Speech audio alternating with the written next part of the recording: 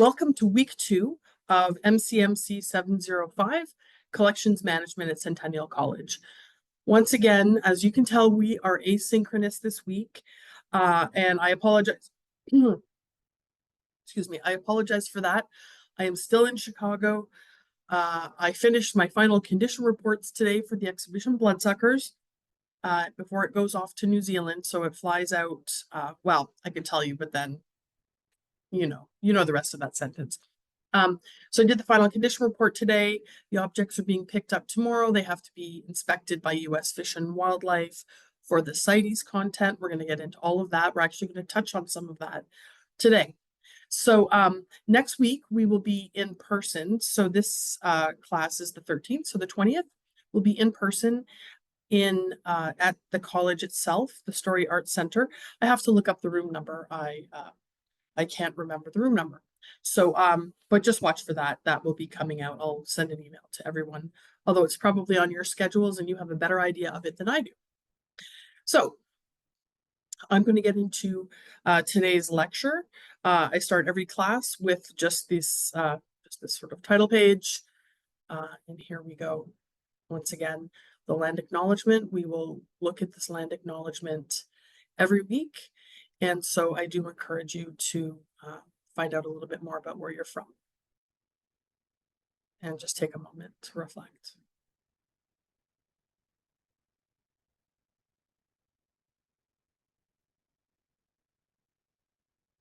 And please don't think that by not giving you enough time to read the entire land acknowledgement that I'm being disrespectful. That's not my intention. I think everyone knows the land acknowledgement, and it's just a moment to, I think, a moment of sincere reflection is a lot more meaningful than reading a paragraph at the beginning of every class, but it's there to guide us and to remind us. So again, you will get very used to my format of lectures. I always start off with administration, and so some of these slides might look a little bit familiar from last week. So just a little bit of reminder of housekeeping. Our classes are 3 hours-ish, 2 hours and 50 minutes in person, unless otherwise notified. So I think I've already mentioned that the last 3 classes of the year, I will be in New Zealand, so I won't be able to be in person. But rather than doing asynchronous, I'm hoping to get guest lectures. Yeah, so bring your devices to class. Please put a headshot in eCentennial. A reminder of our online course shell. I call it the course webpage. Phaedra will call it the course shell, but it's all the same thing. It's kind of our virtual home base. So you can find that there. It's just through eCentennial. And just a couple of reminders of upcoming dates. Engagement Week begins October 21st. And also don't forget to check the calendar because Thanksgiving comes up in October as well. And then that's just a reminder of my away dates. So the 6th and 13th, and then the 29th, 6th and 13th. So as I'm sharing my away dates with you, I encourage you to share any of your away dates with me in advance, and then that way I can make a note of it. And a little aside, I want to let you guys know that chances are there's a large group, and a fair few of you probably ask me or some of your other instructors to be references. And so we make note of attendance and that sort of thing, engagement in class, punctuality. So all of these things that will be called upon that I'm not going to grade you on your punctuality, but bear this in mind if you are going to ask me to be a reference. If your attendance is poor, your punctuality is bad, you don't hand your assignments in on time, these are all things that may play into a reference. So although they're not directly related to your grade through Centennial College and through this program, these are things that will set you up for success as you move on in your career. So that's just a little bonus tidbit, and I'm full of those. So random non sequiturs will come out at various times. Carrying on with housekeeping, I'm looking at having regular office hours. I was hoping to do it tomorrow, or sorry, I'm recording this on Thursday. I was hoping to do this on Friday, for the last hour of class, but because of the shipment pickup, I'm not going to be able to do it. I'm not convinced that A, I'm going to be off the loading dock, and B, that I'm going to have reliable Wi-Fi where I am. So I don't want to commit to anything. I would rather commit to doing my office hours, maybe effective next week. But please reach out by email and I will get back to you. In office hours, they're the usual. I know this is postgraduate program, so you've all got an undergraduate education of some sort, and I'm sure you're familiar, to discuss questions, assignments, topics, etc. So I'm really interested in someone sending me your class schedule so I can determine what would work out. So like I said, Tuesday at 1 o'clock works best for me, and that will be over Zoom.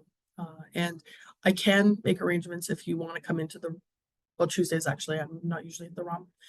But if you wanted to do something by telephone rather than Zoom, I'm flexible. So just let me know. And again, beginning every class, I go through the course roadmap, which shows you where we've been and where we're going. So again, you've seen this last week. And again, this is sort of the style that I use. I gray out what we've done.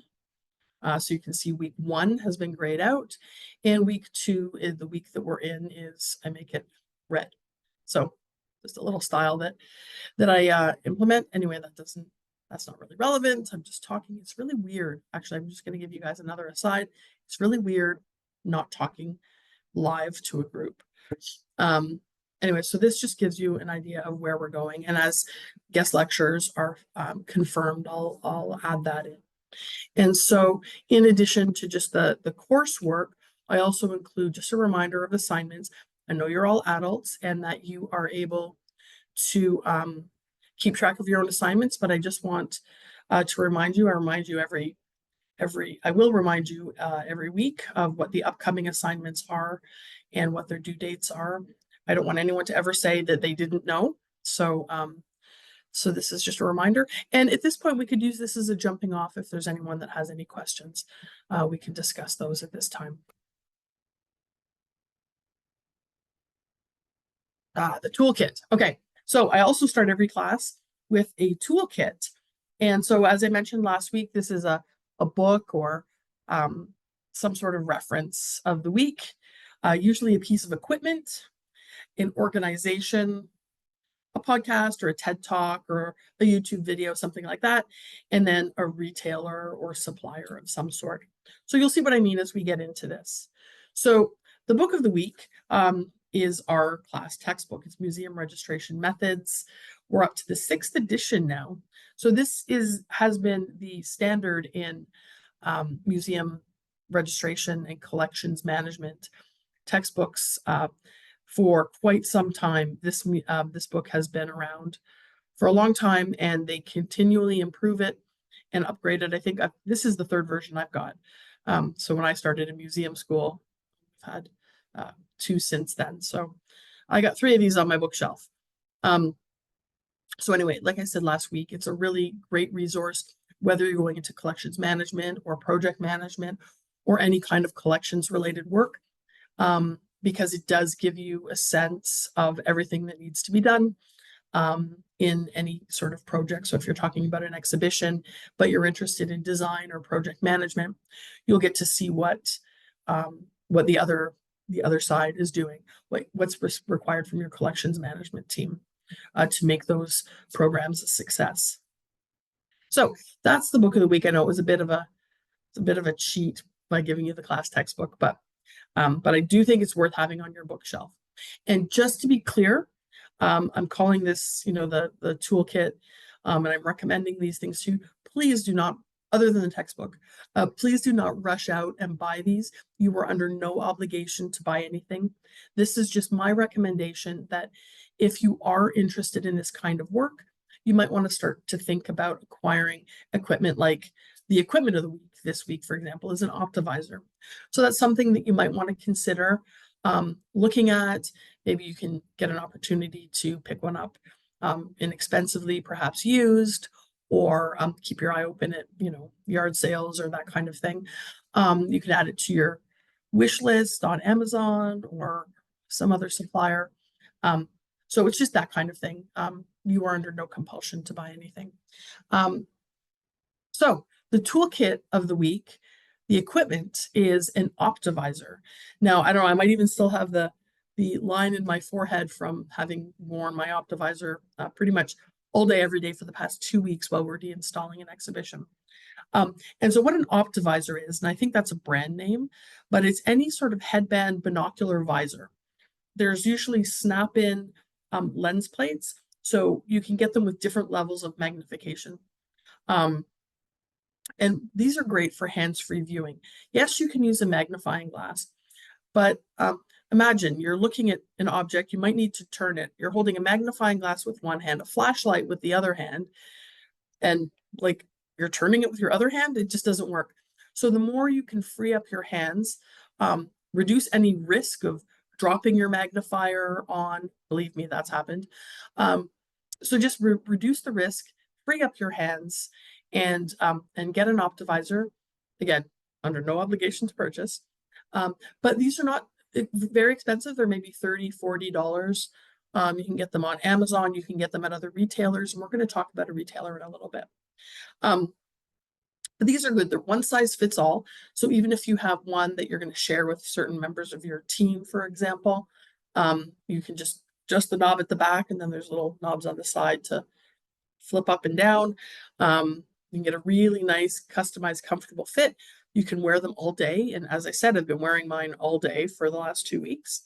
You can just flip the visor up, so you don't always have to look through that 10 or 15 times magnification, whatever you've got yours set to.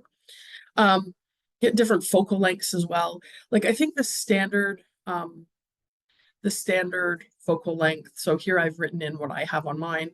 It's 2 times magnification with 10-inch focal length. So I think basically any of the standards, if you're getting into very specific work, working with a gem collection, like jewelry collection, that kind of thing, you might want to consider something else. But for general objects and specimens, this is a great piece of kit, and I do encourage you to think about the very first thing that you engage with an object is what it looks like. So the better you can enhance that visual sense, the better. So that is your equipment of the week. Now, as promised, I'm going to provide an organization of the week. So this week we are considering UNESCO. You've probably heard that already. In fact, I know you have because I've probably said it a number of times.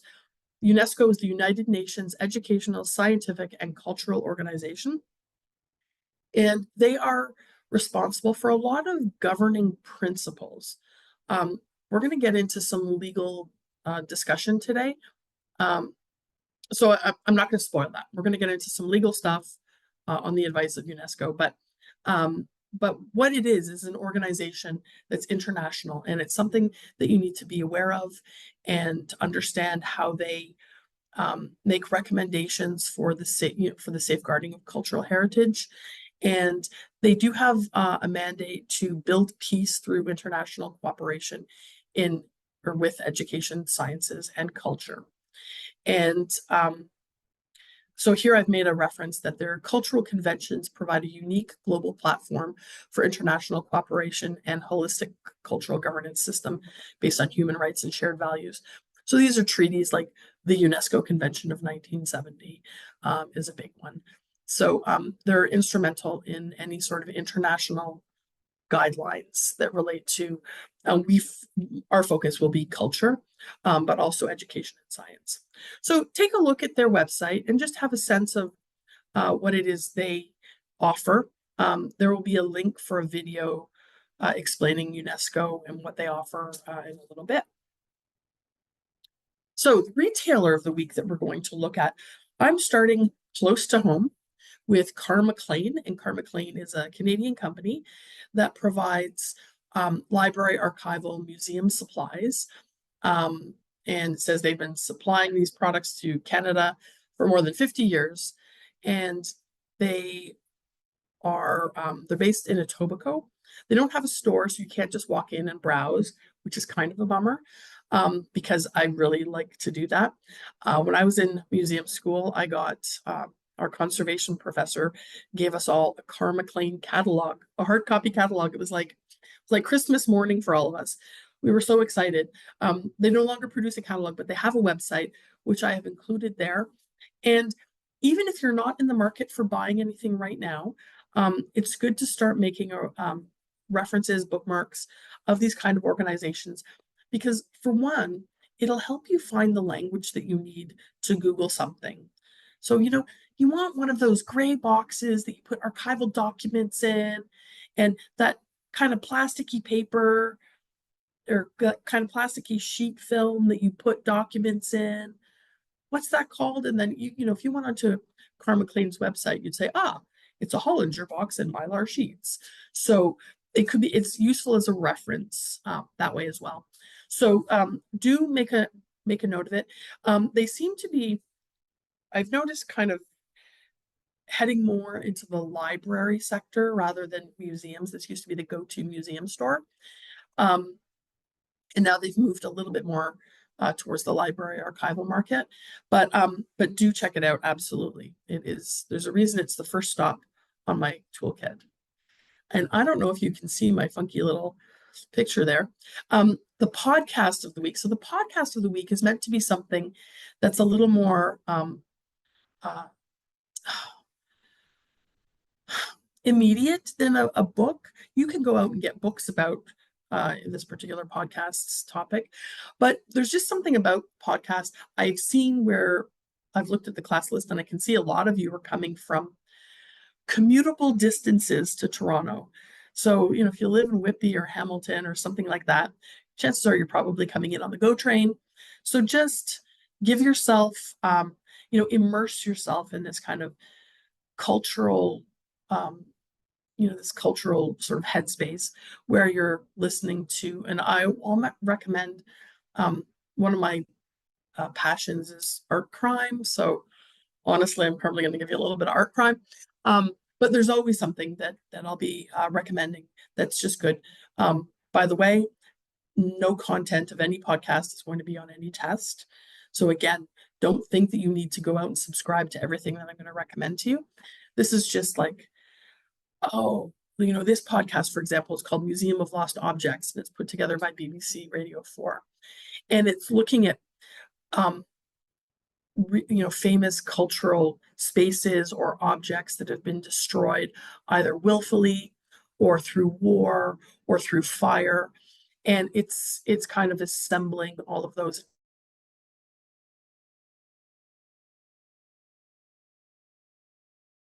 to humanity forever. I just got goosebumps. So it's a really interesting podcast. And so that's the kind of thing that I'm going to recommend to you. So it's I didn't make a note of how long the episodes are. Not very long. Like, these are not 2-hour podcasts that I'm recommending. I think there's a number of episodes. Each episode will focus on a different object or group of objects or institution that's been affected. So definitely worth listening to.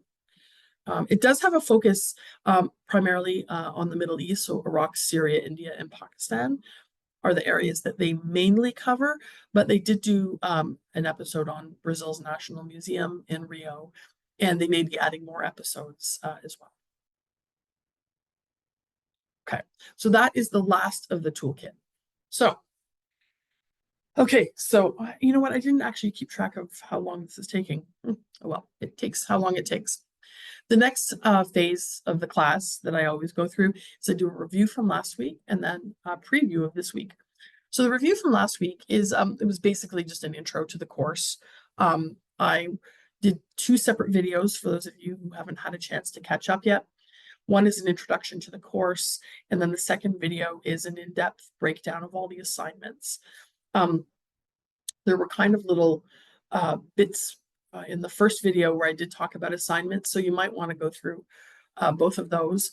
And I did go through how to choose groups and topics for the presentation, the group presentation that's coming up.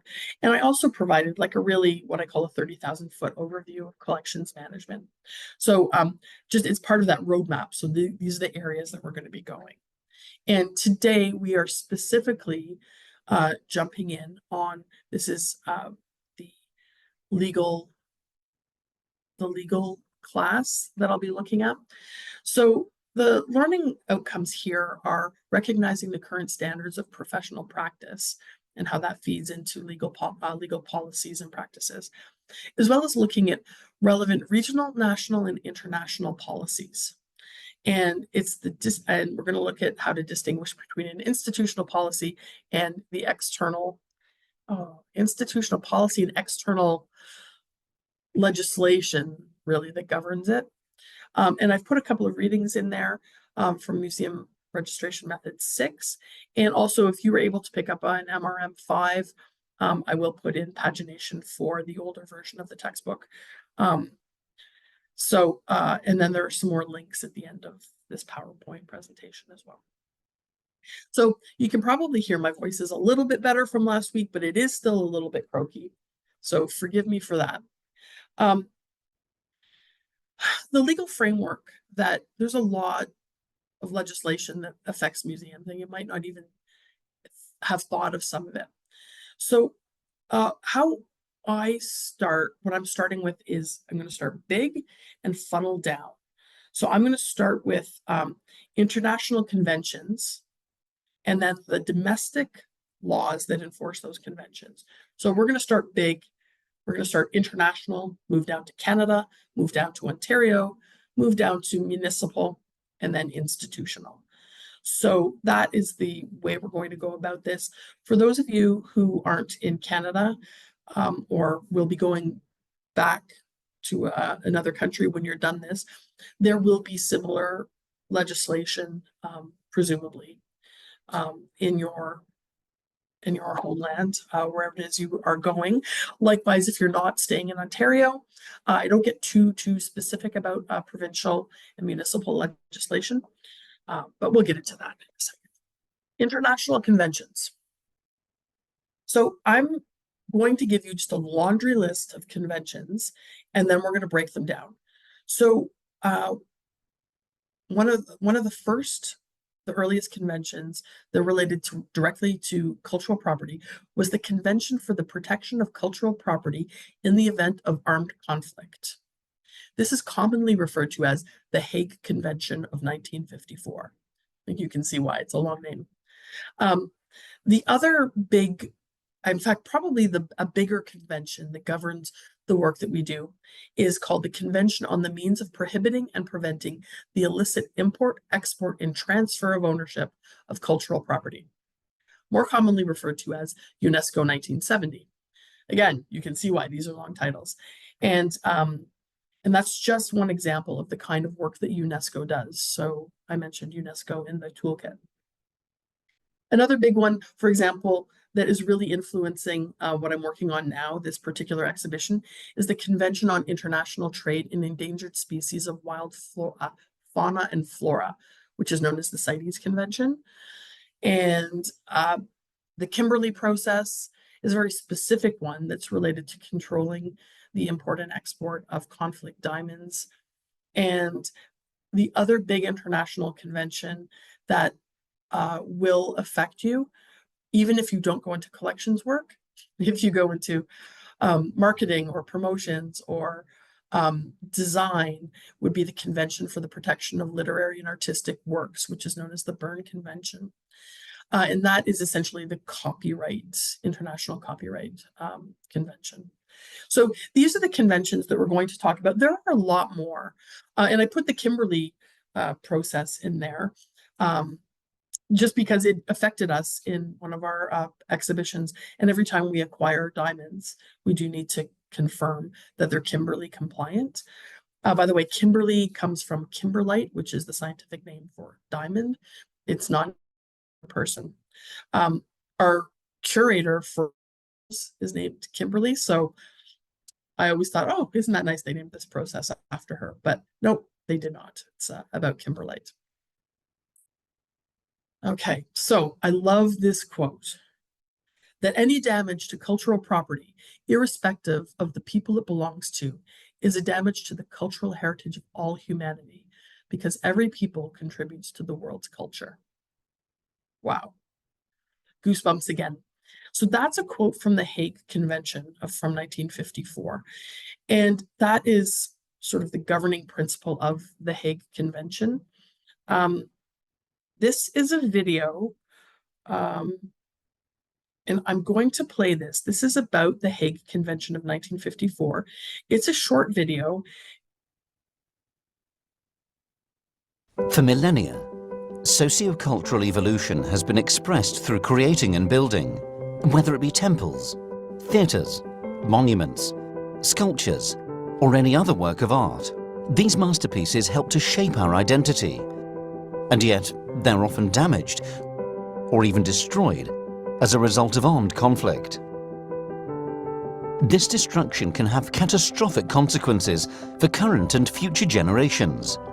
In 1954, in the aftermath of the massive destruction of cultural property in the Second World War, the international community unanimously recognized the importance of protecting cultural properties from irreversible damage. And in the spirit of universal responsibility, the Convention for the Protection of Cultural Property in the Event of Armed Conflict was born, now broadly referred to as the 1954 Hague Convention.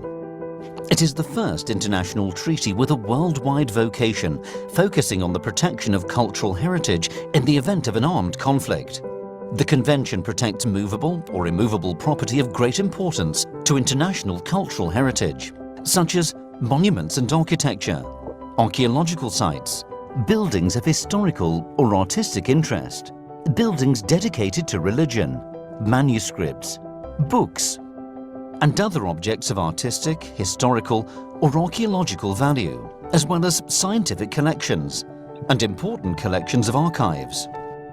The 1954 Hague Convention explicitly prohibits the use of cultural property for purposes which are likely to expose it to destruction or damage in the event of armed conflict, and requires all states parties to refrain from any act of hostility directed against such property. The Convention also requires states parties to foster within their armed forces a spirit of respect for the cultural property of all peoples. A distinctive emblem is used as a symbol to identify and distinguish cultural property during armed conflict. In addition to this, the 1954 Hague Convention has two protocols. The first protocol, among other things, prevents the exportation of cultural property from an occupied territory during hostilities and requires cultural property that has been unlawfully exported to be returned to its original territory. The second protocol, which was adopted in 1999, strengthens the Convention and enhances the protection of cultural heritage in the following ways. It elaborates further on certain terms such as military necessity and preparatory measures, and establishes an enhanced level of protection for cultural property that is of the highest importance for humankind. The protocol also requires states parties to criminalize the deliberate destruction of any cultural property. Furthermore, the 1999 Second Protocol establishes a special fund for the protection of cultural property in the event of armed conflict. This provides emergency assistance to states in their efforts to take preparatory or emergency measures to protect their cultural property. Finally, the Second Protocol establishes a 12-member intergovernmental committee for the protection of cultural property in the event of armed conflict, which is responsible for monitoring the implementation of the protocol. But what is UNESCO? And what is its role in the implementation of the 1954 Hague Convention? UNESCO is a specialized agency of the United Nations, which aims to contribute to peace and security by promoting collaboration among the nations through education, science and culture. UNESCO acts as the secretariat of the 1954 Hague Convention and its two protocols. It organizes statutory meetings and implements the decisions of the governing bodies, while providing assistance to its member states to help them better protect their cultural heritage. UNESCO also strives to enhance the implementation of other cultural conventions to better protect cultural heritage. These conventions aim to prevent illicit trafficking of cultural property, to protect the world's natural and cultural sites, to preserve underwater cultural heritage, to safeguard intangible cultural heritage, and to promote a diversity of cultural expressions. Despite the efforts of international community, cultural heritage is still at risk and often suffers damage and destruction in times of armed conflict. The destruction of cultural heritage does not just hurt communities, it also threatens long-standing peace around the world. It is imperative we stand united to defend our heritage.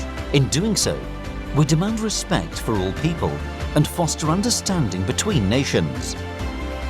Since wars begin in the minds of men and women, it is in the minds of men and women that the defences of peace must be constructed.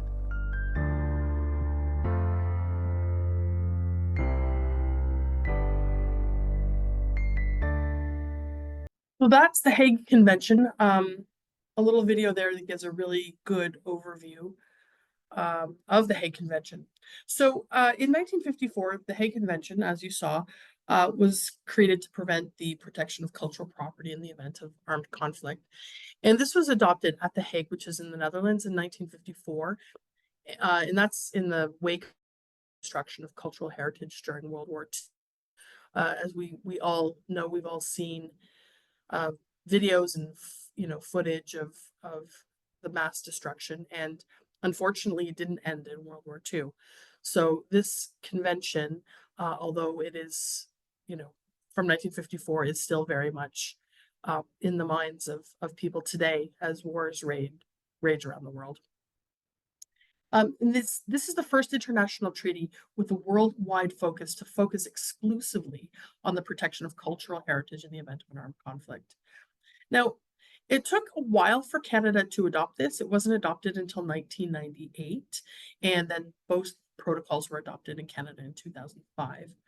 And in Canada, this, so I'm just going to say this once for international conventions. So whether you're talking about the Berne Convention on Copyright, the CITES Convention on Endangered Species, the UNESCO Convention on Illicit Trade, the Hague Convention on Armed Conflict, all of these conventions are at an international level.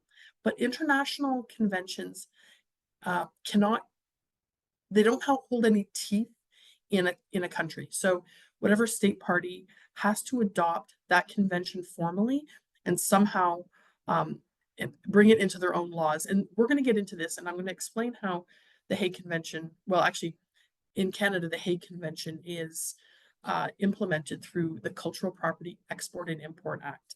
So we're going to talk a little bit about that in a little bit, but there has to be a mechanism at a state level to implement any of these international conventions. So the Hague Convention is implemented through CPIA, or the Cultural Property Export and Import Act, and enforcement is through Canada Border Services. So if something, border service agents suspect something is brought in and that they suspect that it's been looted, they will bring in an expert, often from a museum or a university, to identify that material, to see, this is assuming the person who's bringing it in can't prove the provenance. And so then it's the CBSA that would stop that. And then any enforcement or any trial or law, arrests or anything like that are all based on language that's in the Cultural Property Export and Import Act. In the Hague Convention covers both immovable and movable cultural heritage. So as you saw in the video, and I don't want to dwell too much on this because that video did cover it all, but it's monuments and architecture right down to fine art and scientific specimens. It's historic sites, it's archaeological sites. I kind of put an emphasis on that because there's a lot of looting that happens of archaeological sites. Works of art, as we all know from World War II, a lot of works of art were stolen by the Nazis at that time, as well as manuscripts and books. Other objects of artistic, historical, or archaeological interest, and scientific collections. So the Hague Convention does cover, when it says cultural property, it basically means any cultural property. And then there's just a link there to that video if you're interested in watching that again. You also saw in that video that there's something called Blue Shield International. I don't know if they named it in the video, but they showed this blue and white checkered symbol. And this is, you might see these around in your travels when you're traveling around the world, around sites that are deemed of cultural significance. And countries will put these labels, signs around the monuments. But apparently it's just an invitation, when you're under attack, that, hey, this building is really important to us, please don't blow it up. And so so a lot of countries are now moving away from identifying so obviously through the Blue Shield international program, why put a target on your building. So anyway, this is something that's related. It's sort of a spin-off from the Hague Convention, is Blue Shield International. And again, there's another video there linked to Blue Shield International, which you might find interesting. UNESCO Convention. So that was the Hague Convention, and now we're going to move into the UNESCO Convention. So this is another international treaty, and this one is from the United Nations, and it's about the convention. It's the Convention on the Means of Prohibiting and Preventing the Illicit Import, Export, and Transfer of Ownership of Cultural Property. So as the name suggests, this was created to implement and combat looting, theft of cultural property. And this was adopted in Canada in 1978. It's implemented through the Cultural Property Export and Import Act, just like the Hague Convention, and it's also enforced by Canada Border Services agencies. There's a video about the UNESCO Convention. Again, if you're interested in this, or if you're doing your group project on this, you might want to review this. If you're going to get into museum collections work, you have to understand the UNESCO Convention inside and out, because it is usually written into every museum collections policy. In it, there's a certain shorthand. If you just say this is UNESCO compliant, the shorthand is, I can prove provenance back to the country of origin prior to 1970. Or this has been out of the country of origin. Sorry, this is a better way of saying it. This has been out of the country of origin since 1970, or I have a very, very good paper trail and legal documents showing that it came out of the country after 1970. So this UNESCO Convention of 1970 governs so much of what we do. There's not a day goes by professionally I don't talk about it. And if truth be told, probably personally as well, because I'm a nerd that way. So the UNESCO Convention, as I said, is an international convention that requires states parties to implement or to create their own legislation to enforce it. So I've worded it better here, to provide national jurisdictional framework. So, and all of these are requirements of the UNESCO Convention for all signatory parties. So that's inventories. We all know what inventories are. It's export control, so export certificates, import permits, that kind of thing. Again, I'm working on this with this exhibition right now. It's trade monitoring. There need to be consequences to breaking this, so penal or administrative sanctions. And there needs to be educational awareness made of the program and why it's important. So those little videos that I just showed you, or the video I just showed you, and some of the other ones that I linked to, are good examples of that kind of information and educational campaigning, as well as getting right into museums and other cultural institutions to make them aware of that. So I'm just going to go through some of these other provisions. So restitution provisions are a requirement of the UNESCO Convention. So any state, so when I say a state party, it has to be a country, basically a country that's recognized internationally as being a country. So, Palestine, for example, is not recognized as a state party, but Israel would be. So I don't want to get into any wars over this comment. It is.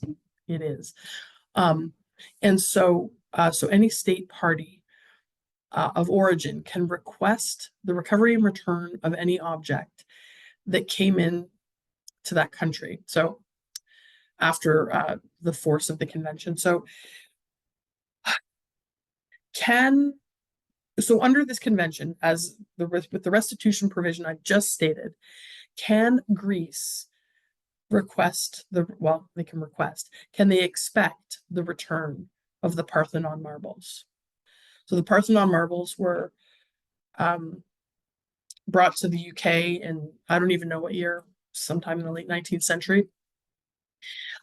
So that those objects left Greece well before 1970. So Greece can't really asking for them back and expecting them back are two different things. But had those Parthenon marbles been brought into the UK after 1970, there is an international convention that says, yes, you have to return those at the request of that state party. Now, can another country claim them? No, it has to be the country of origin. So, Canada might say, but those marbles are really cool and they'd look really great in Parliament. That was just a really dumb example, but we would have no teeth because we are not the originating country. So anyway, I'm going to get into this a little bit more, and we're going to talk a lot about the UNESCO Convention. So basically, 1970 is this magic date. If the material that you're collecting came out of the country of origin before 1970 and you can prove it, you've gone a long way to making that a safe acquisition or a safe collection. There's a lot more to it than that, but this is the first hurdle that you have to jump, is UNESCO compliance. So and states do have the right to request the return of things. Yeah, we're actually just returning something now that wasn't, I don't believe it was requested. I believe that we proactively came across this and said, this should go back, and reached out to the state. I can't go into any details, but this is how this works. So either a formal request or proactive research on the museum's part. In fact, actually, I just heard a news story just before I came onto the camera about the Karsh painting. So the Winston Churchill photograph by Yusuf Karsh was stolen from the hotel, the Chateau Laurier, and it was sold by Sotheby's. So Sotheby's isn't doing their due diligence. It was stolen 2 years ago, sold by Sotheby's to someone in France, I want to say. And as soon as he realized that he had the original, he proactively decided to return it to Canada, because that was clearly after 1970. And it was so well documented. It was a very well publicized theft at the time. Now, it's a photograph, so he didn't know. It's not like it was the Mona Lisa or something. It was a photograph that had many copies, but he realized he had the original, and he proactively made that effort to return that. So that's an example of that. So had Canada realized that this private collector had it, we could have made that request. So you can look into that if you're looking. That might come in might be a handy example if you're, depending on what you're doing your group presentation on.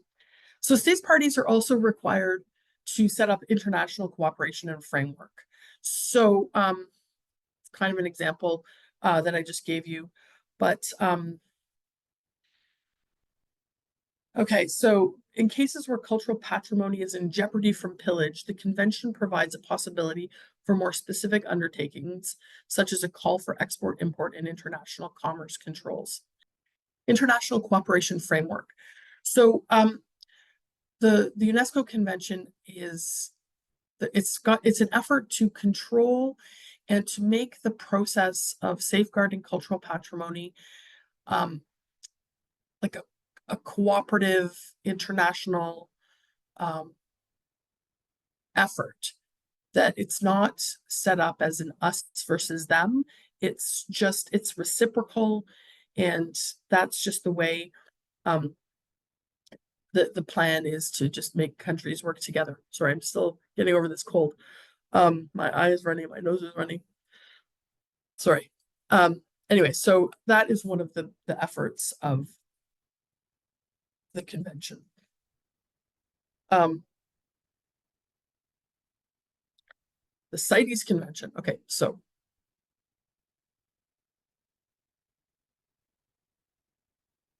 So that was the UNESCO Convention.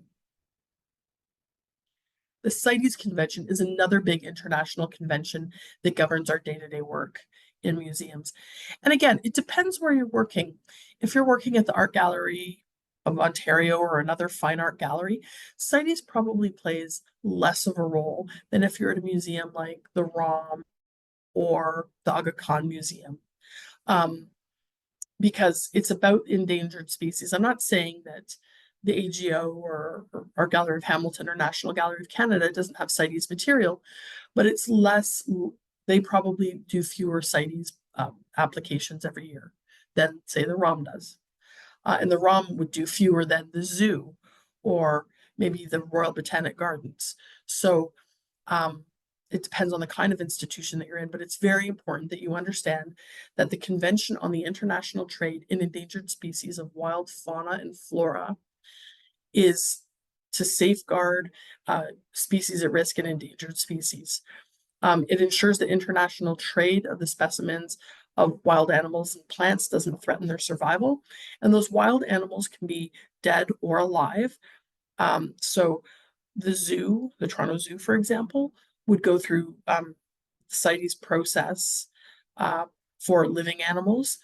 Museums might, our science departments downstairs, they happen to be downstairs for me, our science departments go through CITES for living specimens.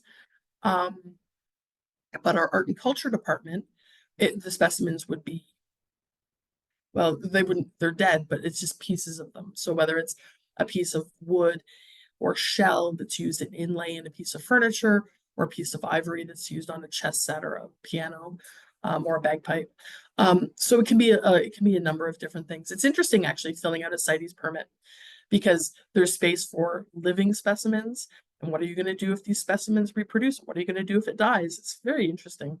And then there's the, where it's just a piece of an object. So it's kind of interesting. But it's about protecting endangered species. And like I say, it can be plants or animals.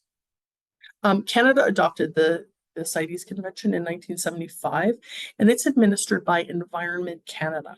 So when you make, or it's Environment and Climate Change Canada now, if you were to make an application, you would get your application form from Environment and Climate Change Canada. The legislative body that implements this is the Wild Animal and Plant Protection and Regulation of International and Interprovincial Trade. So that's WAPRITA. And it does actually affect interprovincial trade as well. So it's not just international, but there are interprovincial regulations as well. And in Canada, that's generally enforced by the Canada Border Services Agency. For interprovincial, it's a little bit different because the CBSA doesn't have any jurisdiction over interprovincial lines. So that just is more of an honors system. We faced this when we were moving our blue whale skeleton to Edmonton. So generally people aren't moving blue whales across the country. So anyway, we had to go through these various permits to move that blue whale, which is an endangered species. Our blue whale skeleton is interesting. It was one of, I think there were 3. And they basically, their death was live streamed.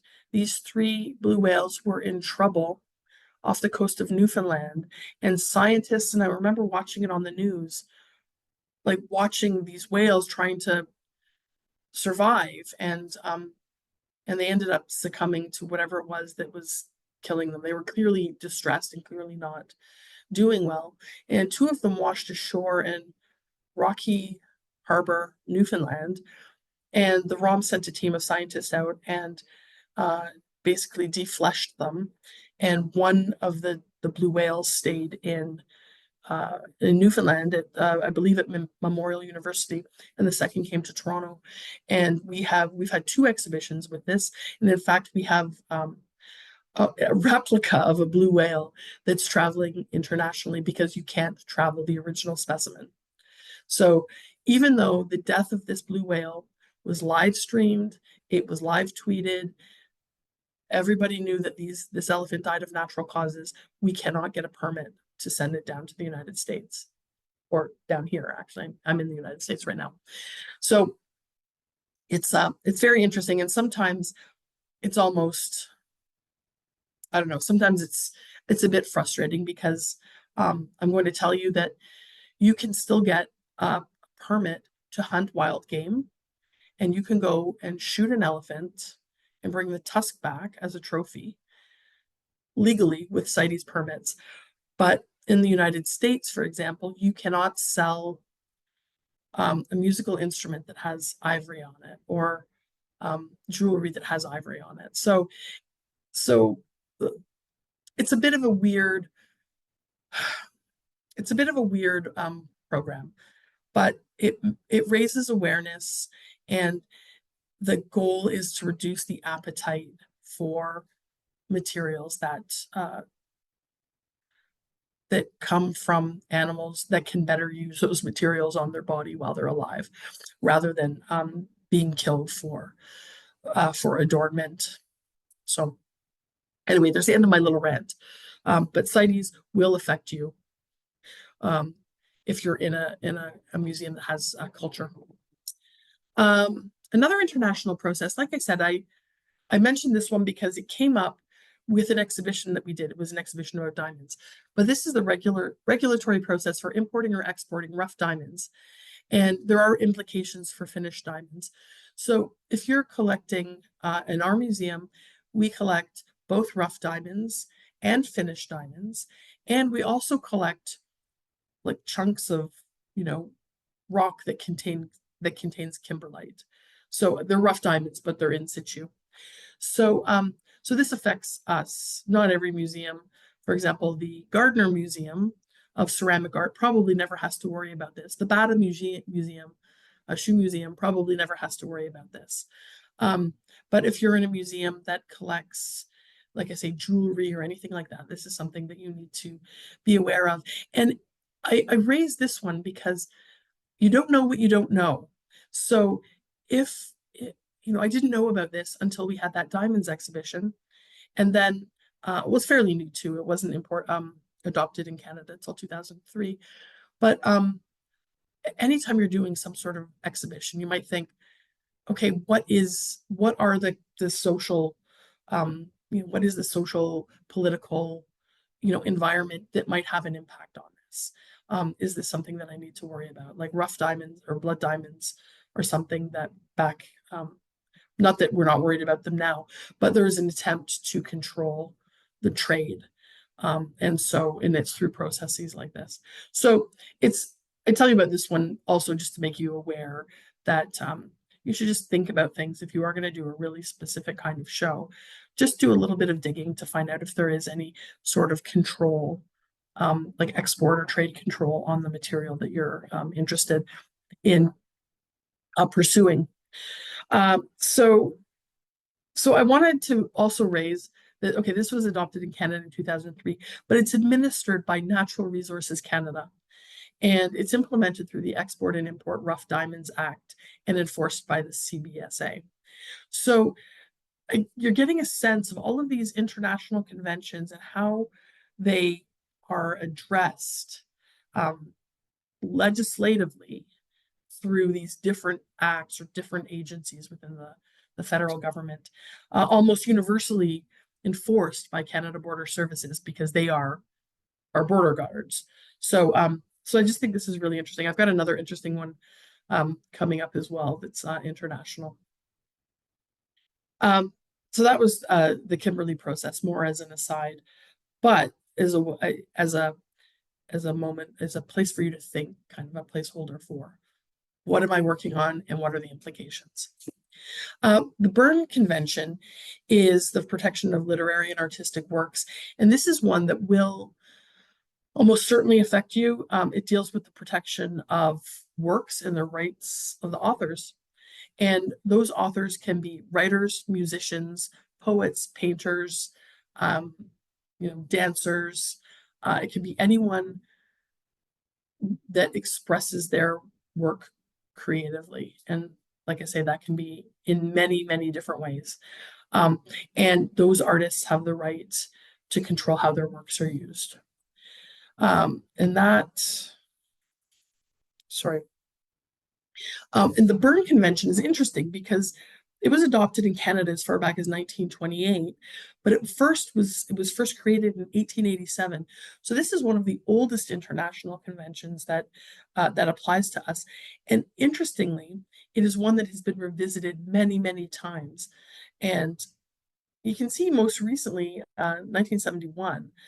So it's time for an upgrade of this now that we've moved into all sorts of born media, or born digital, digital copying, surrogates, that kind of thing. So there's a lot. It's just so easy to copy works now. AI, like how's AI affecting our original artworks? So this is just really interesting, and I think that's time for an upgrade. It was adopted in Canada in 1928, and it's administered jointly by the Department of Canadian Heritage and the Department of Industry. So I think that's another interesting partnership. So that's another interesting partnership. And it is implemented through the Canadian Copyright Act. And the basic principles of the Berne Convention are that, okay, so I'm going to say this one slowly. I'm going to read it word for word just so that I get it absolutely right. So so that it sinks in. Member countries, so any signatory to the Berne Convention, must give works originating in another contracting country the same protection under the convention as the works of the member country's own nationals. Okay, so if I create a work in Canada and my protection is life of the artist plus 70 years, but someone from another state's party, their protection is life of the artist only. But that work is shown in Canada.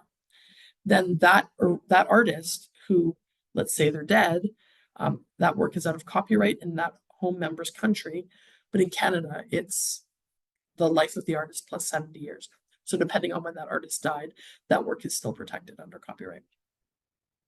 So although there is internationally an effort to harmonize that life plus, which we're going to get into this when we go into a deep dive on copyright. The Canadian Copyright Act changed just in the last couple of years, last December, to bring us more in line with the United States.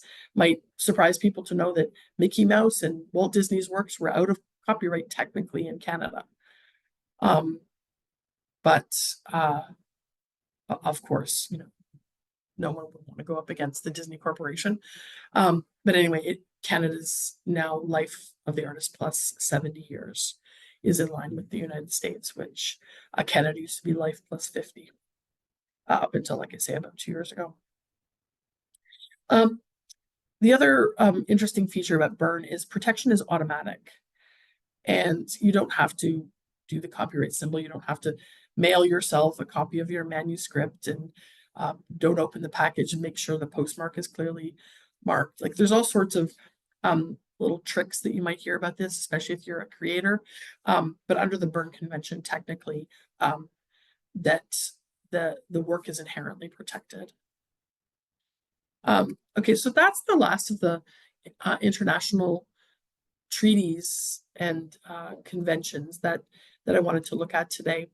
So now I want to look at the domestic legislation that enforces those treaties, or that allows Canada to actually act on whatever we've agreed to in that, federally, or that international way. So an international convention is an agreement that you will create domestic law to support what you're agreeing to on this international stage. I hope that makes sense. So as we go through this, you'll start to see. So I've already mentioned the Cultural Property Export and Import Act. This is something, like I said, that I deal with almost every day. And this is an act respecting the export from Canada of cultural property and the import into Canada of cultural property illegally exported from foreign states. So you can see how this would be something that would potentially affect us.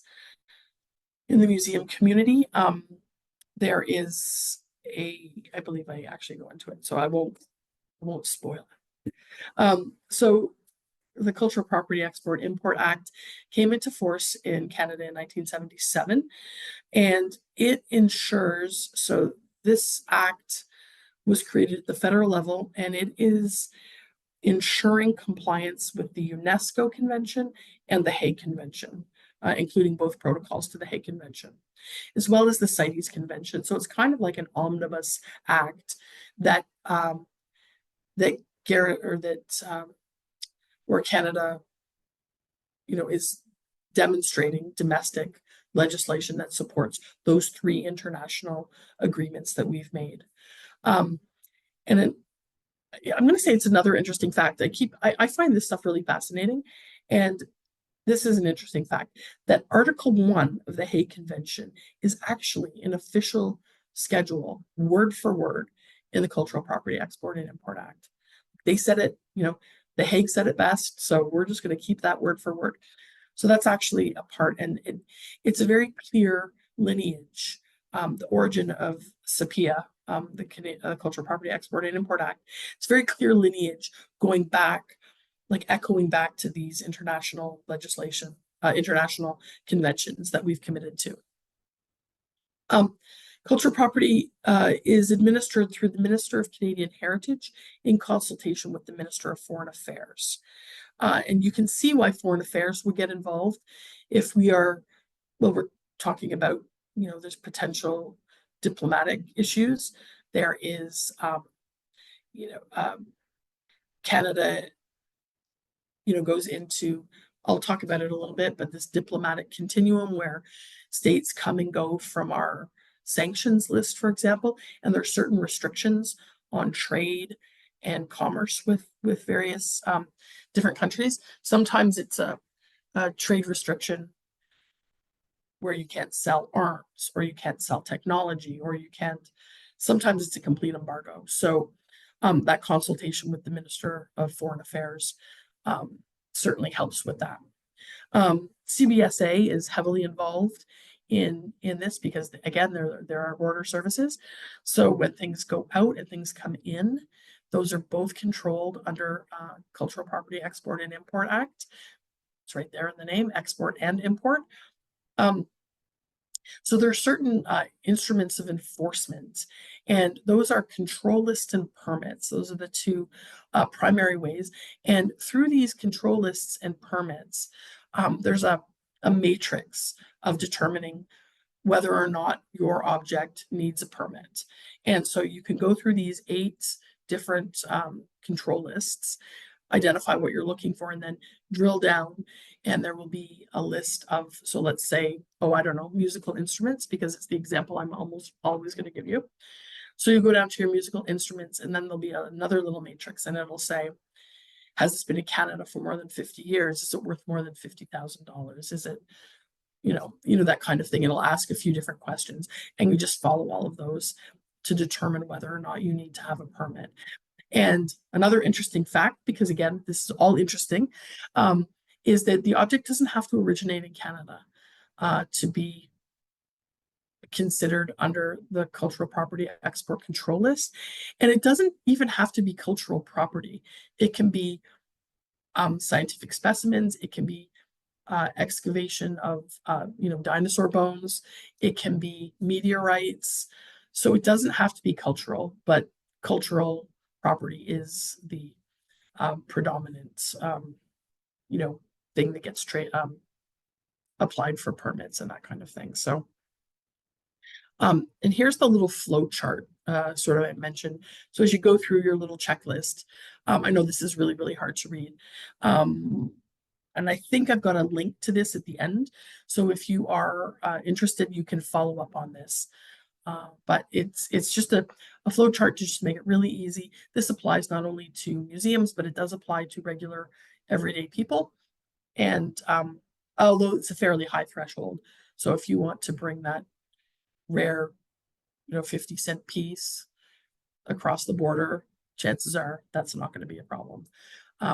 But it does have provisions for everything, and it'll explain everything you need throughout the flow chart.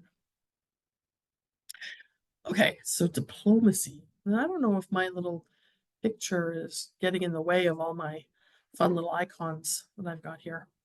The coat of arms for the federal government.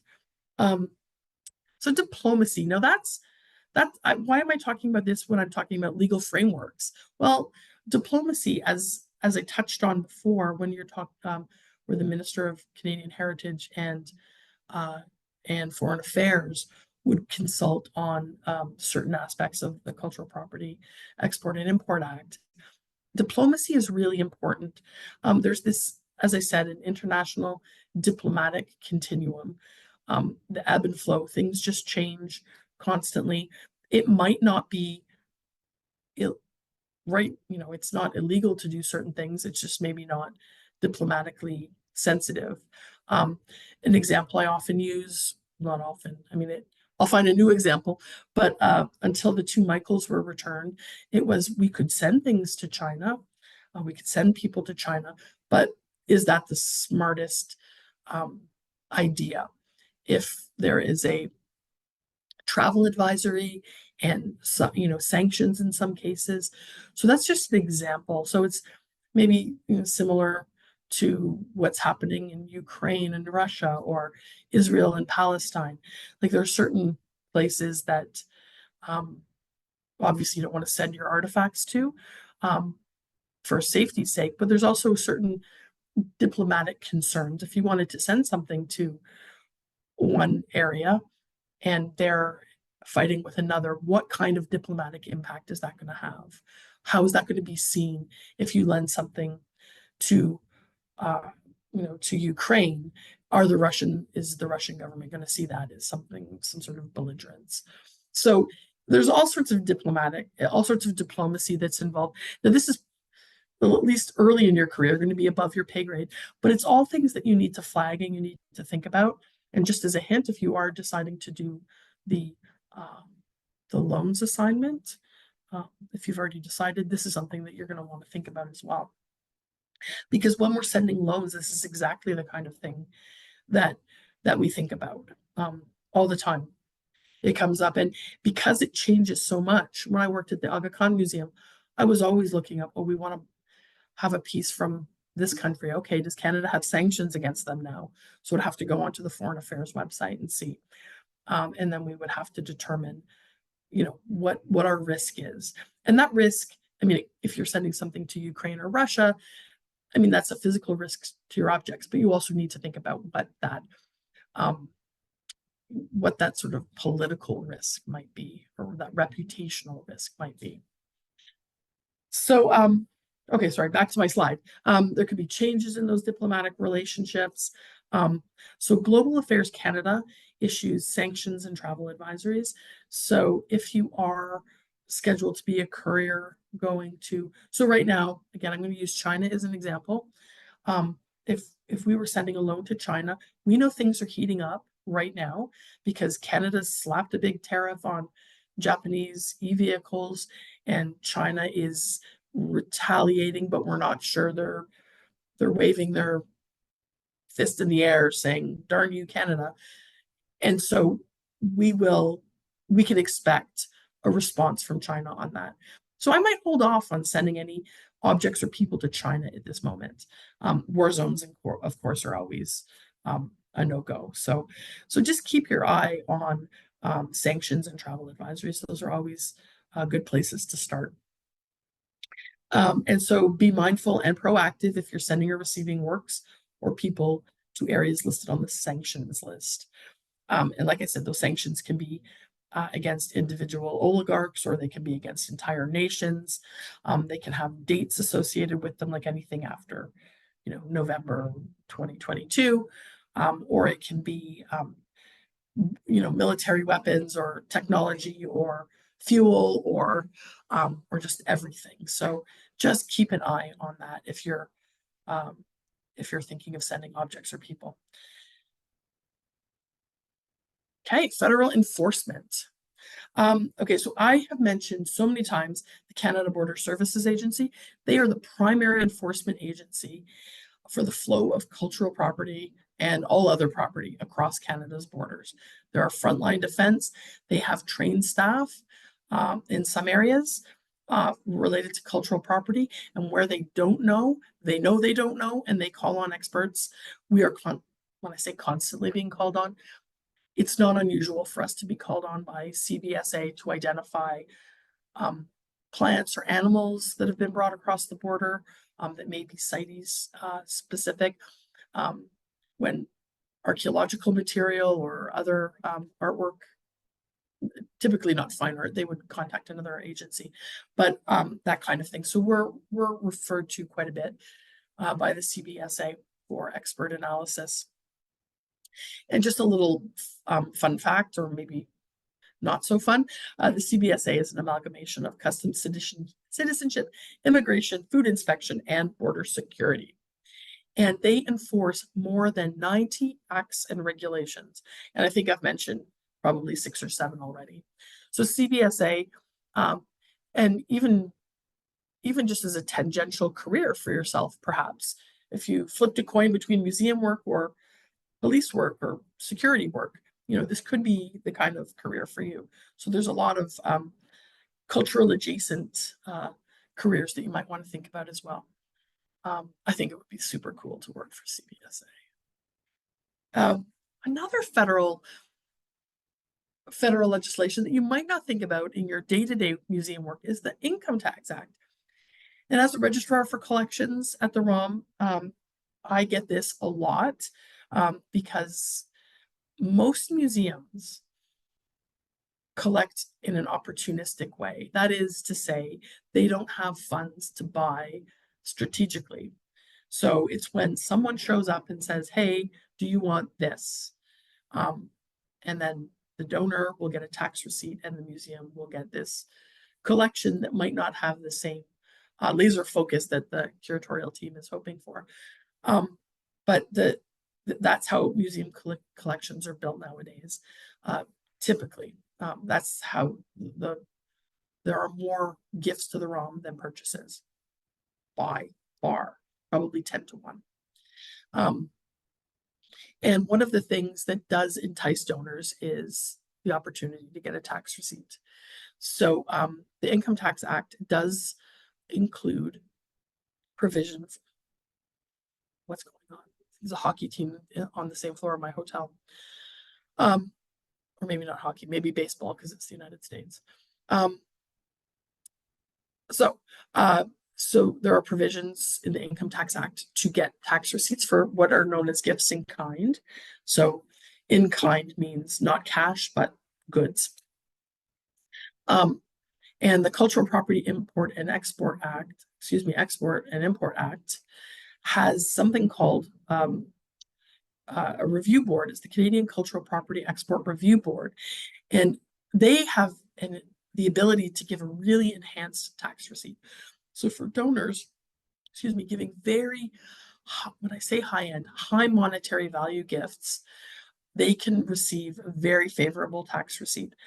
The appraisal is, and we'll get into this more, but I don't want you to think that they're getting rich people get big tax receipts. I don't mean that.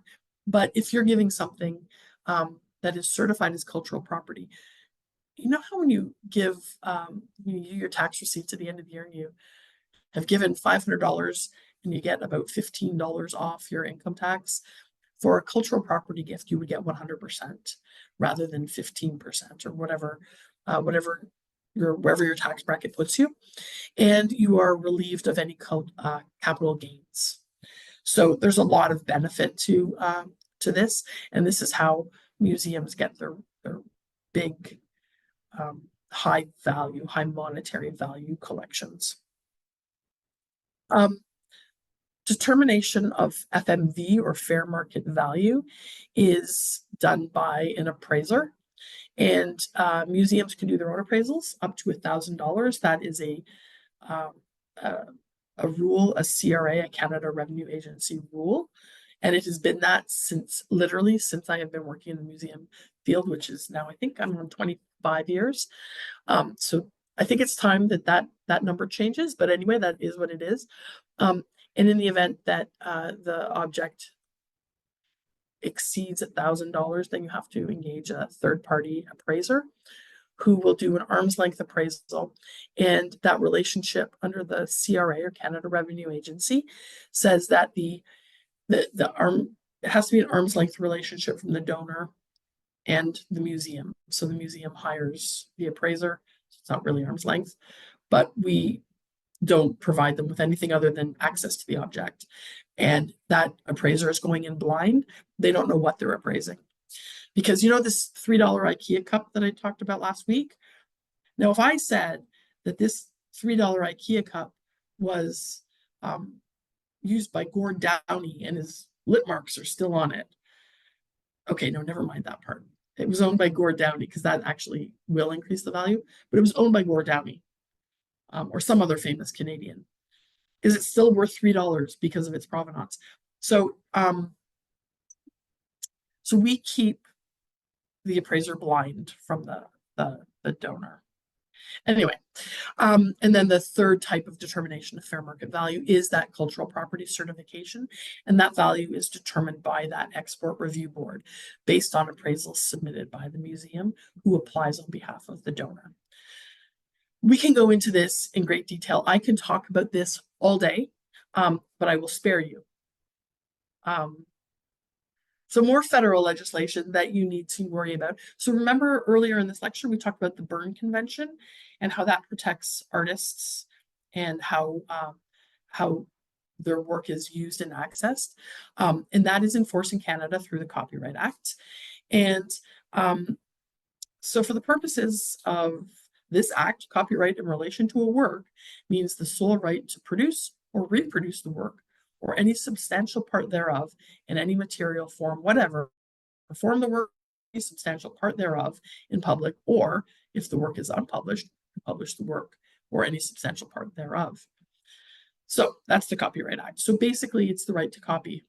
Now, I don't know why we have so many thereofs when it's right there in the word. Copyright is the right to copy. So now, okay, so this really is interesting, and pay heed to this, because in Canada, this includes the right to exhibit a work.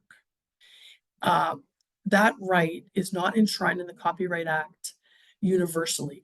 This right to get the right to exhibit a work is not enshrined in the Berne Convention, so it has not been universally adopted. Up until, as far as I know, Canada is the only country that has this in our Copyright Act. Other countries may be getting on board, and other countries may be, or other institutions or jurisdictions may just be saying, you know what, it's only right to pay an artist for their work. So that is one of Canada's unique aspects. So the Copyright Act in Canada is, the term of copyright is the life of the artist or the person who created the work, the end of the calendar year, plus 70 years. So if they died on January 1st, it would be until December 31st. So that counts as that year of life, and then 70 years after that. And then after that, it goes, it is, sorry, not after that, after death, it goes to the estate, or unless it's named in the, unless there's someone identified in the will. Now, this life plus 70 is actually a fairly new change, and it's part of the new trilateral trade deal, or the new NAFTA agreement. And this just came into effect, like I say, about a year ago or a year and a half ago. And it's part of that desire to just sort of unify these laws around the world. One of the areas that a lot of people in the museum world forget about, and if you're that designer out there and you've got a really cool marketing campaign where you want to take, I don't know, let's just say a Michael Snow sculpture and put a big red bow on its neck and suspend it from the ceiling of the Eaton Center, then you're not going to be able to do that, because that's infringing on the artist's moral rights.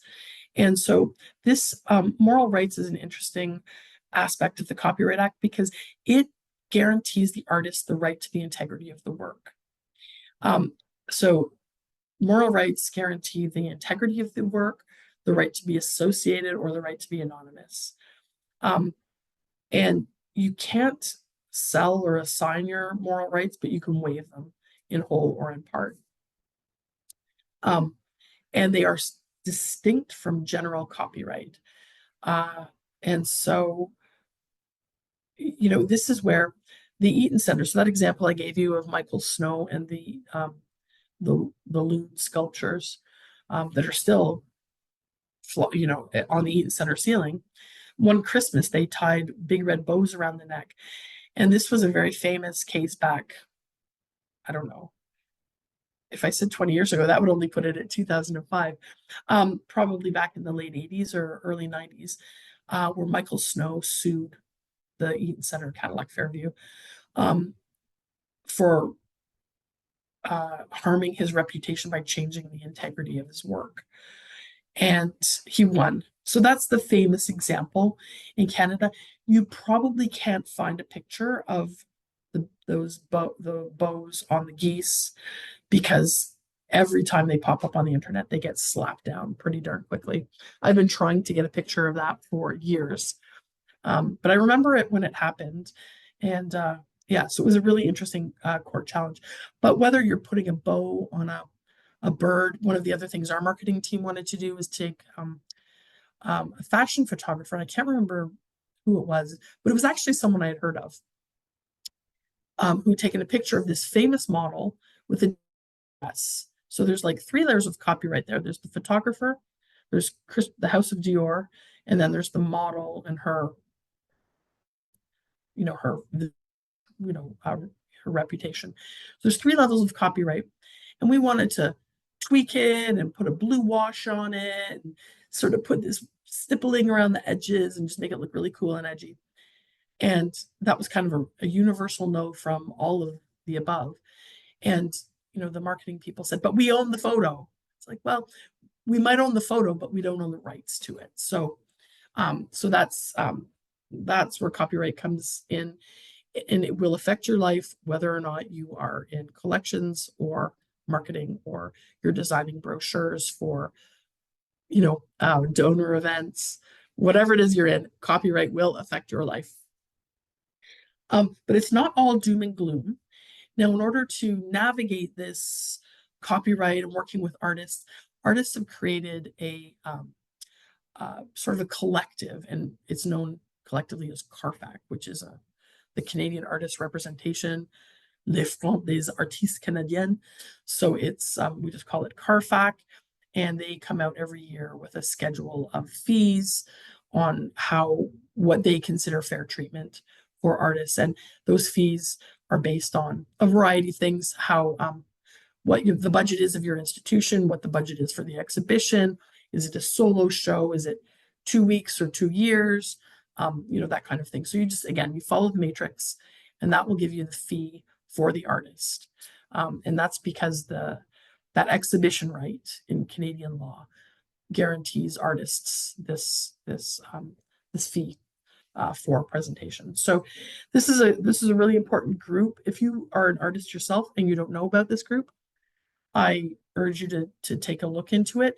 If you're going to be dealing with anything contemporary, a contemporary art gallery or something, again, know it, learn it, love it, live it, because this will guide a lot of what you do. Oh, and yes, the other thing is the fee schedule is the minimum artist fees. Artists may ask for more. So this is just a guideline. And if artists ask more, that's between you and your institution and the artist to negotiate that. But they can expect at the bare minimum the fee that's outlined in the CARFAC schedule. So moving on, looking at the Firearms Act. So the Firearms Act is something that, again, it doesn't apply to all museums. Fine art museums probably very rarely have to worry about this. Museums like mine have to worry about it, not only in terms of collections, but we actually have scientists going out into the field. They bring firearms with them, not to shoot animals. We do not collect specimens that way, but to protect themselves against, they're in some jungles and that kind of thing. So I don't know how often that happens. I don't know, at what point a firearm is acceptable for field work, but I do know that there are other firearms in the collection. But that's not what we're here to talk about. We're here to talk about firearms in the collection. So museums are not exempt from the Firearms Act. The RCMP has created very clear guidelines on what is an antique, what is restricted, and what is prohibited. And you have to get your collection inspected regularly by the RCMP. Anyone who handles those firearms has to have a possession and acquisition license. Your institution will have to have its own separate policy about firearms and restricted weapons. And the weapons actually aren't necessarily always firearms. It could be anything from, there are certain kinds of other weapons that are considered prohibited. So those are also governed by internal policies. External verification is required of firearms. We have to get a verifier in every year or two. And there is very strict storage, display, and transportation regulations. I'll give you another fun story about this exhibition I'm working on now. It's about bloodsuckers. So in it, there's a section about folklore and how to kill a vampire. And so we have this very elaborate gun firearm from 1830s, 1820s. Beautiful, elaborate, well, beautiful in as a work of art. And then you put your silver bullet in or whatever it is you do. And so this firearm does not need a permit because it is considered an antique. But when you try to move it across an international border, we have had people up in arms about it. So we actually just did an affidavit from our curator and our head of collections to say, this is what this is. But so, it would have been easier for us in some ways to actually move a prohibited or restricted weapon, because the steps you have to go through are very clear, forms you need to fill in. So we had a hard time bringing an antique firearm into the US. That firearm will be going on to New Zealand. They do actually have a permit there for antique weapons. So that was actually much easier. But yeah, people get up in arms because that's a firearm, but it's antique. So there's no regulations around it. And kind of the only way you could really injure someone with it is if you hit them over the head with it, because it's disabled. So there are requirements like that about disabling weapons, whether you do a rod down the barrel, and there's all sorts of things like that. But anyway, the Firearms Act is something that somewhere like Fort York will need to worry about a lot more than the AGO. So depending on your institution. Oh, see my little logo for Canada Food Inspection Agency. What? Why would Canada Food Inspection Agency have anything to do with my career as a museum professional? Well, let me tell you. There's something called the Policy Directive D98-08, and that is about packing materials. So crates and other supporting materials, like ship dunnage, any of that has to be what is known as ISPM 15 compliant. And that is just basically to reduce the possibility of bringing in pests, non-native pests. So it's a treatment that's used on the wood to ensure that there's no wood boring activity, no wood boring pests. So that's essentially what that is. And again, this will impact your life if you ship internationally.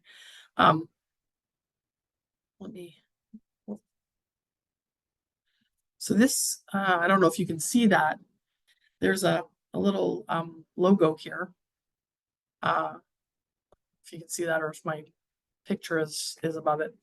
But ISPM 15 compliance is about restricting that movement of pests across international borders. So there's a stamp that gets put on all crates. So the next time you see a shipping crate anywhere for anything, look for this stamp.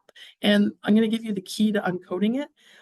So I don't know if you can see this, but the XX at the beginning is the ISO the 2-letter country code, where the wood packaging was produced or treated. The 000 is the certification number by the facility. Every facility has their own number that is unique when combined with the country code. And then the YY on the stamp indicates the type of heat treatment carried out, or excuse me, type of treatment carried out. So typically there's HT for heat treatment or MB for methyl bromide. So this is the other thing I want you to watch for. Crates coming from Europe or the United States will almost always be heat treated, but crates coming from other places in the world may be treated with methyl bromide. And that means that you have to get appropriate PPE before you even approach the crate. We had some crates come in and you could actually see the powder was still, or like, I guess it was sprayed with a liquid, but it dried to this powder and it was gross. Well, it was gross because it was kind of sticky, but it was also a health and safety risk. So, because methyl bromide is not, I believe it's not legal in Canada and the US any longer. So that is something that I do want you to be aware of. And here's a couple of examples of what these stamps look like. Oh, and by the way, ISPM stands for International Standards for Phytosanitary Measures. So the stuff the collection that we're bringing into New Zealand, because it's an island, a very isolated island, excuse me, has a lot of bio measures that we have to take that go well beyond this. Excuse me. So anyway, these 3 stamps that you can see here are, the top right is Canada, the middle one, a CH, is Switzerland, and the bottom right is the USA. So that's Canada Food Inspection Agency. So who knew that all of those legislations at the domestic level that you would be potentially impacted by? Yeah, the museum world is wide, and if you think about museums in the context of the bigger world, then it all makes perfectly good sense. So hopefully I made that really clear to you, why we are involved in so much, or why so many different legislations affect us. So starting international, we moved down to federal. Now we're moving down to provincial legislation and how it may impact you as a museum professional, or things you need to think about as you're moving cultural objects. And one of them is what we call FCOISA, or the Foreign Cultural Object Immunity from Seizure Act. So that is just what it sounds like. This is a provincial guarantee that against any judicial ordered seizure of property, of foreign owned property. Has to be foreign owned. So an example would be, let's go back to the Parthenon marbles, because everybody knows them. By the way, they used to be called the Elgin marbles, but we're getting away from naming them after the guy that kind of stole them. So we're calling them Parthenon marbles.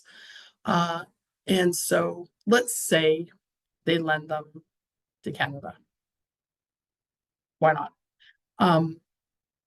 Then the art and cultural objects are always at risk when they're traveling. So Greece would then make that claim to Canada to get those marbles back. And then Canada is all of a sudden in the middle of this fight between Britain and Greece. And so through FCOISA, or Foreign Cultural Object Immunity from Seizure, also just known as immunity, through this act, we say, we're just going to send them back to the person that sent them to us, or to the institution that sent them to us, and then you guys fight it back. But we guarantee that there will be no seizure of those objects while they're here. So this is something that a lot of museums will insist on regardless. The Met will ask for it no matter what. I did a collection of, it was 1970s documentary photography, and they wanted immunity from seizure. Like, it's just standard for the Met. It was pretty much standard when I was at AKM. So it's kind of, it depends on what you're lending. So The ROM has a quilt exhibition on right now, and we've borrowed some quilts. We didn't get immunity from seizure for the quilts. You know, we didn't get immunity from seizure for the cats exhibition. So it depends on the show. But it's good to know that that protection exists. And it exists at the provincial level. I know it sounds like it should be federal. So we are getting an exhibition called Saints and Sinners. It's going to Montreal Museum of Fine Art, then it's coming to the ROM, and that's coming up later this year. So both Montreal or Quebec and Ontario have to apply for the immunity from seizure, the respective immunity from seizure from their provinces. That's an insistence of the lender because of the type of material. So this is sort of great masters artwork. So immunity from seizure was established in Ontario in 1978. It's, like I say here, it's standard for international exhibitions, and it's often requested.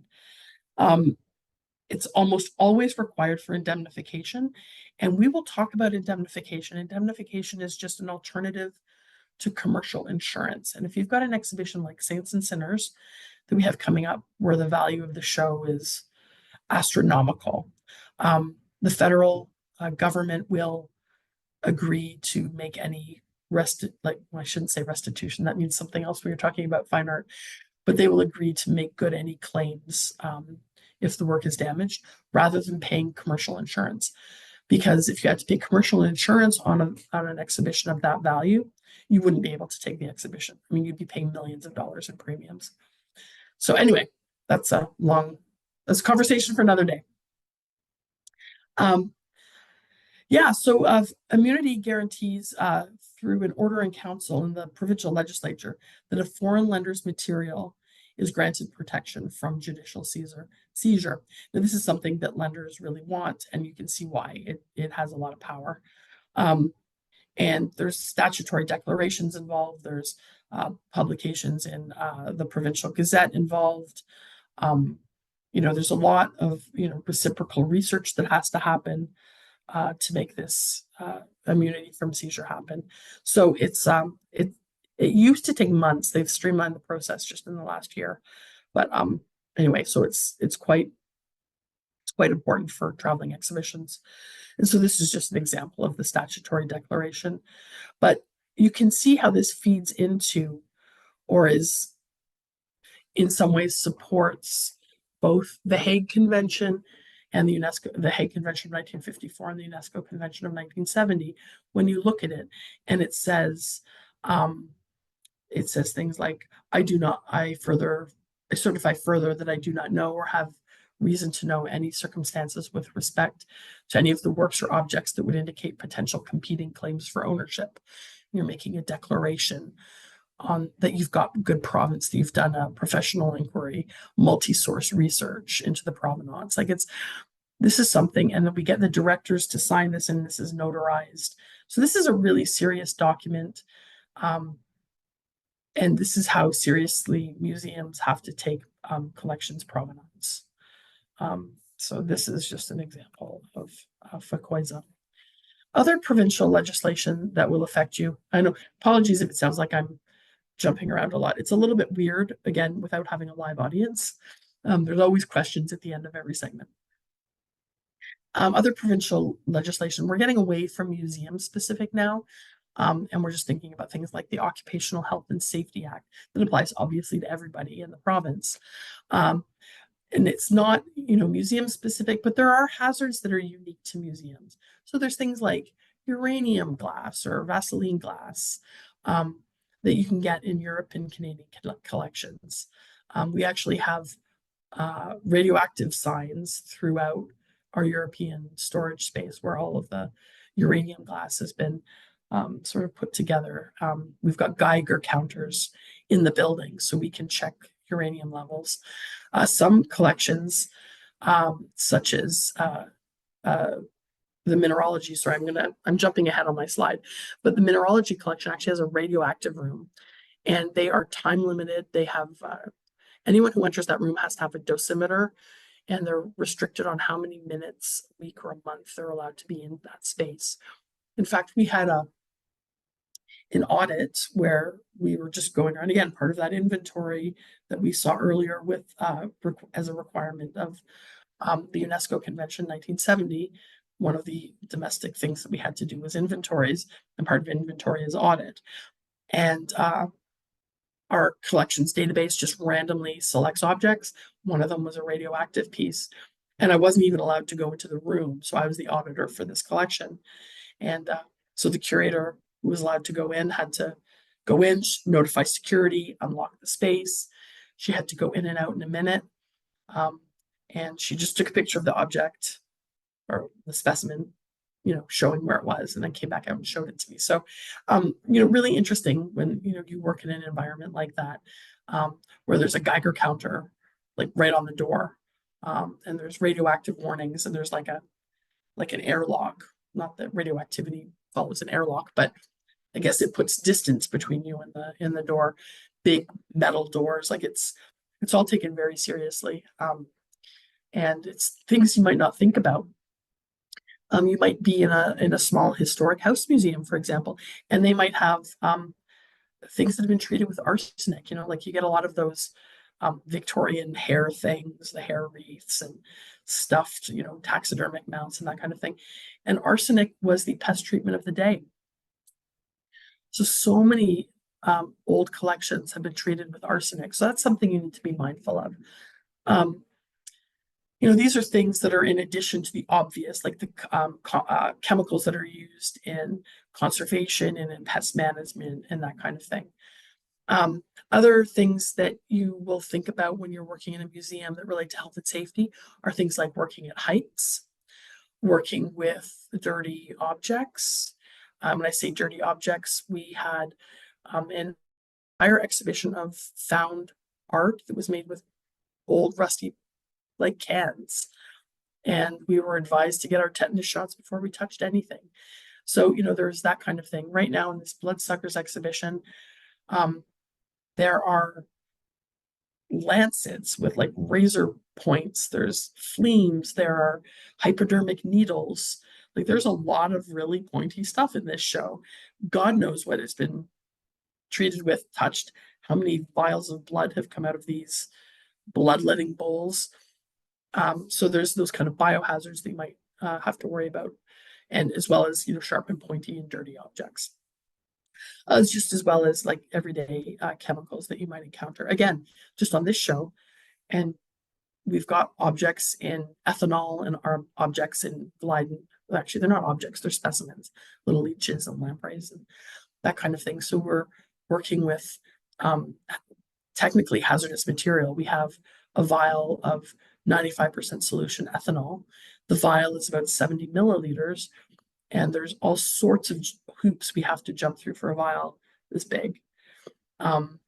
It's special, all sorts of special permits and that kind of thing. So whether you're working in that and you're breathing that, do you need a fume hood, that kind of thing. So these are just all different things that you need to think about relating to health and safety. Again, depending on your institution, these things may vary, but I want you to be aware of all of these sorts of things. Provincially, we're also interested in the Freedom of Information and Protection of Privacy Act, also known as FIPA. So that is provincial legislation that protects, basically it protects privacy. So whether it's donors or well, in my case, it's almost always donors that I need to worry about. But any documents, if you work in an archive, are you releasing documents, photographs, that kind of thing? What's the time limit? So you can't just release things from last week, unless they've been published or that kind of thing, but private documents that often get collected. The thing that affects me most is I have, just through my work, access to, I know some of the biggest collectors in the city. I know their address. Hell, I've got their cell phone number. Oh, I didn't mean to swear there. I remember when Nick Nurse was some football, baseball, I don't know, basketball guy. He was a basketball guy. I remember always hearing his name on the news, and I had his address because he donated something to the ROM. So, we've got this kind of information about things like when we've got loans, for example. Lenders might not want to say, yeah, that $1 million painting that I loaned you, I don't want my name on that because I don't want someone to say, oh, well, at the end of the show, that $1 million painting is going back to that house. So anyway, there's just a lot of ways of saying privacy is something that you absolutely have to be, absolutely has to come first for anything, whether it's protecting, values of tax receipts, to protecting donors' names, addresses. Your files have to be protected. Some agencies are, like the ROM, for example, is an agency of the province. So if someone made a freedom of information request, we would need to vet any files before we were able to share those. And there are certain kinds of information that you can remove. You can redact in a freedom of information request, and things like that that relate to museums are sites of sensitive archaeological nature, or sensitive ecological nature. So if this is the only nesting site of the yellow belly, red feathered kookaburra butterfly. So I was trying to find something really, really rare, so rare it doesn't even exist. If this is the only nesting site, we are not compelled to provide that information under a freedom of information request. Likewise with archaeological sites. So there are certain areas that museums have exemption from freedom of information requests. And we're kind of getting tangential by the time we're talking about freedom of information and FIPA. But again, I want you to just have an awareness of this. And then this is just going to be really quick. There are really no collections museum specific bylaws or laws at the municipal level. Municipal bylaws and regulations might have an impact on things like your programming, your fundraising activities, or property regulations such as any changes to the outside of your building or building permits on the inside, accessibility, things like parking, the planning department, that kind of thing. But those are the main municipal things that you need to think about. At the municipal level, I'm not giving equal weight, but I'm showing band councils sort of analogous to municipal, like city councils.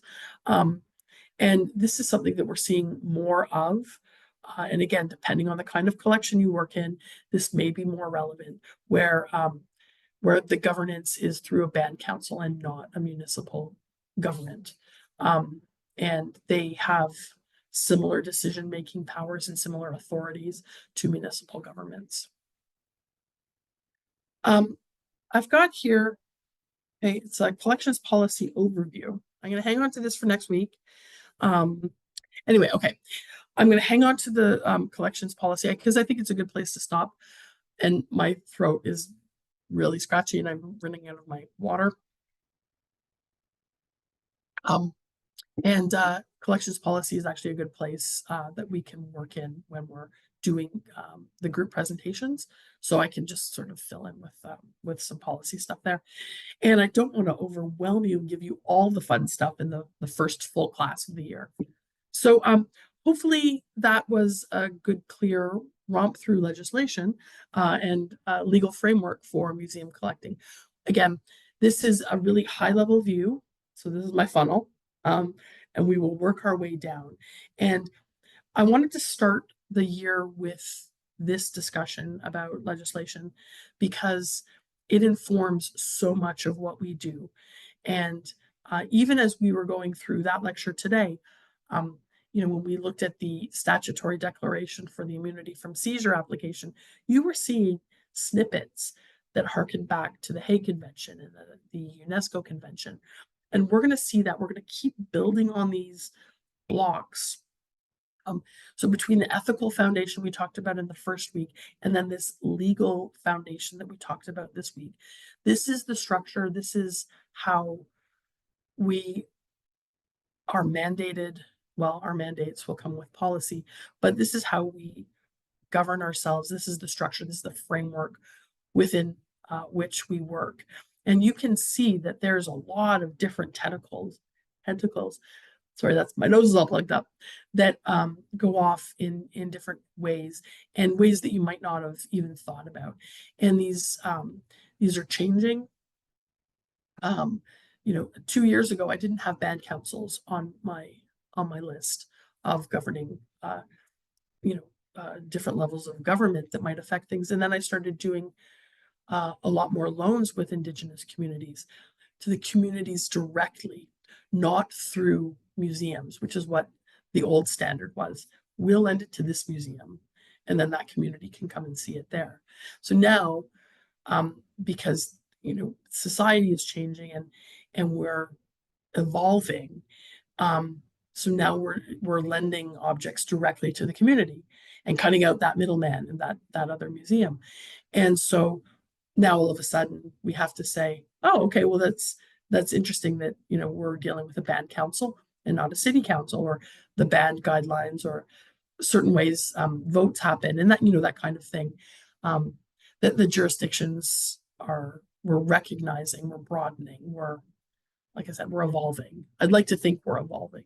Anyway, I'm going to leave it on that note, and I'm going to go get a big glass of water, and I'm going to see you guys. I really hope to have a voice in next week when I come back. And so until then, I will see you. Please reach out if you have any questions.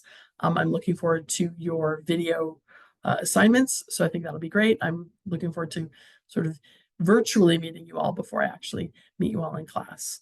And then, I can see that my t-shirt is actually visible, by the way, this fun 15th century manuscript of a skeleton playing the bagpipes. So it's a love of history and music. So there you go. It's a little bit nerdy of me, but it was a very long day. So yes, it was a t-shirt day at work today. Anyway, I have been taking photos and videos of the behind the scenes of this exhibition. So hopefully I can string something together soon. I've done a lot of videos of my colleagues. So again, this is a really big group. Getting you behind the scenes is going to be a little more challenging. So I'm going to start sharing those videos soon. They're usually just a few minutes long. So I've got interviews with conservation, like with head of conservation, paintings conservator, entomology technician, collections manager from China, preparators, photography. I think I've done with everyone I could think of. So there's several of those videos to take a look at. So I'll be sharing that kind of content with you, as well as some new content that is so fresh I haven't even looked at it yet myself. So until next week, let me know if you've got any questions, and I will talk to you soon. Take care.